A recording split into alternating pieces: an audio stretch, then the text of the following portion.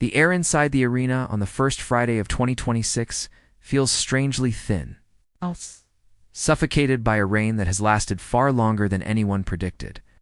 In the center of the ring stands Liv Morgan, the woman who didn't just win a title 18 months ago, but effectively erased a legend. She holds the championship not with excitement, but with a bored, possessive grip, leaning against the ropes as if the very concept of a challenger has become beneath her. The crowd is quiet, not out of respect, but out of a resigned acceptance that the chaos of the past has been replaced by this sterile, untouchable dominance. Liv brings the microphone to her lips, her voice echoing with a chilling calmness, reminding everyone for the 100th time that the man is dead and that she is the one who buried the memory. She speaks of moving on, of a new year where the ghosts of wrestling's past finally stop haunting the present. The production team dims the lights slightly, signaling the end of the segment, a routine fade to black that the audience has seen a dozen times before.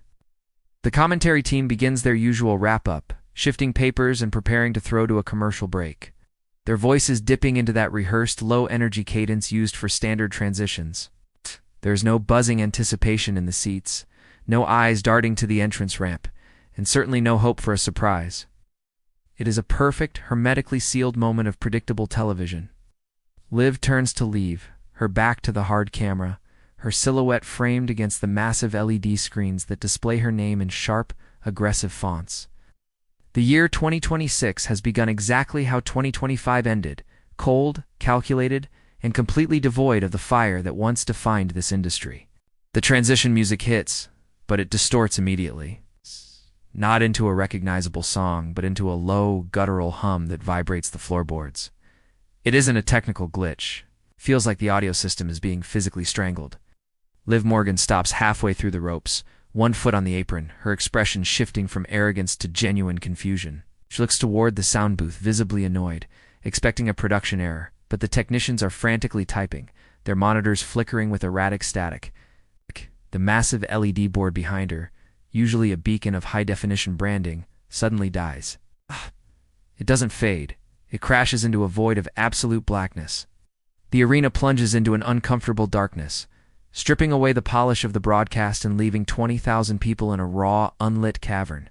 Whispers ripple through the crowd, creating a nervous energy that sounds less like excitement and more like unease. This isn't the carefully produced darkness of a character debut. It feels like a power failure, a breach of the show's reality. A single spotlight flickers on, not at the top of the ramp, but in the middle of the crowd, cutting through the darkness with a harsh, white intensity. The beam reveals nothing but empty chairs at first, wandering aimlessly like a searchlight seeking a fugitive. The commentary team has gone silent, their headsets likely dead or their voices simply failing them. There is no pyro, no grandiose video package, and absolutely no music. The only sound is the collective intake of breath from thousands of fans, realizing that the safety net of the show has been removed. The atmosphere shifts from boredom to a primal, reptilian alertness. Something is in the building, and it does not feel friendly. From the shadows of the concourse, a figure emerges, walking not down the ramp, but descending through the terrified audience. She moves without the swagger of a superstar or the pageantry of a returning hero. She moves with the heavy, deliberate gait of someone carrying a burden they can no longer hold. She wears no bright spandex, no the man merchandise, just a long, nondescript trench coat that swallows her frame. Her hair is different, darker, unkempt, lacking the vibrant orange dye that once made her a living comic book character. As she steps into the harsh white spotlight, the realization hits the crowd in a staggered, jagged wave. It isn't a cheer that erupts. It is a gasp, a sound of disbelief that sucks the oxygen out of the room. It is Becky Lynch, but it isn't the Becky Lynch they remember. She ignores the hands reaching out to touch her, her eyes locked on the ring with a terrifying, predatory focus. There's no smiling, no acknowledging the welcome back chants that try to start but quickly die in the throat. She looks exhausted, weathered, like she has spent the last 18 months not in Hollywood, but in a war zone. She vaults the barricade with a stiffness that speaks of old injuries and accumulated miles. Liv Morgan, still frozen on the apron, looks like she has seen a ghost. The contrast is jarring. The polished, untouchable champion versus this gritty, spectral intruder who looks like she walked in off the street to settle a debt. Becky slides into the ring, and for the first time, she looks up. The lights do not come back on. She stands in the gloom, a silhouette of vengeance, stripping away the glitz of the new era just by existing. The confrontation that follows is defined entirely by what is not said. Becky does not ask for a microphone. She does not play to the hard camera. She simply walks to the center of the ring and stands less than a foot from Liv Morgan. The height difference feels negligible, yet Becky's presence towers over the champion. Liv, usually quick with a biting insult or a dismissive laugh, is paralyzed. She clutches the title belt to her chest, not as a trophy, but as a shield. The audience is so quiet that you can hear the scuff of boots on the canvas. This isn't a wrestling promo. It feels like a private altercation spilling out into public view. Becky's eyes scan Liv's face, dissecting her, searching for the confidence that was there just moments ago. Slowly, Becky reaches out. She doesn't strike Liv. She doesn't snatch the title. She simply places a hand on the leather strap of the championship belt. The contact is electric. Liv flinches, her knuckles turning white, but she doesn't pull away. Becky leans in, whispering something that the microphones do not pick up, a sentence that makes Liv's eyes widen in genuine fear. It is a moment of total psychological dismantling. Becky then steps back, her hand lingering in the air for a second before she turns her back on the champion, leaving Liv alive when she could have destroyed her.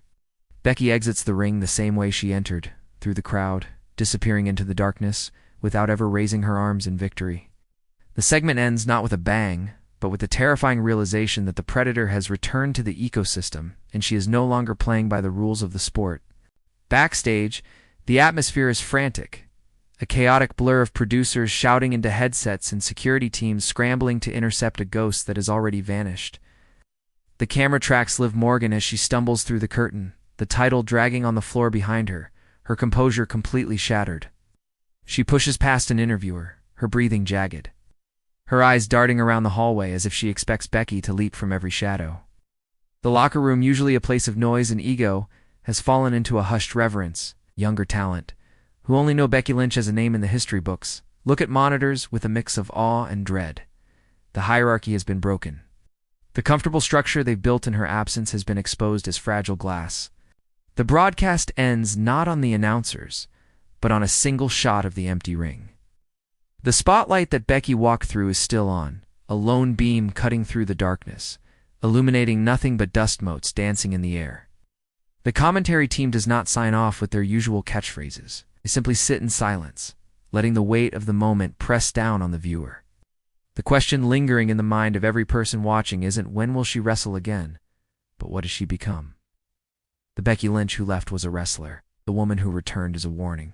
Why, as the screen finally fades to black, the copyright logo appears, but the feeling of unease remains, a knot in the stomach that suggests the story hasn't just restarted, has mutated into something far more dangerous. The king has not returned to reclaim the throne.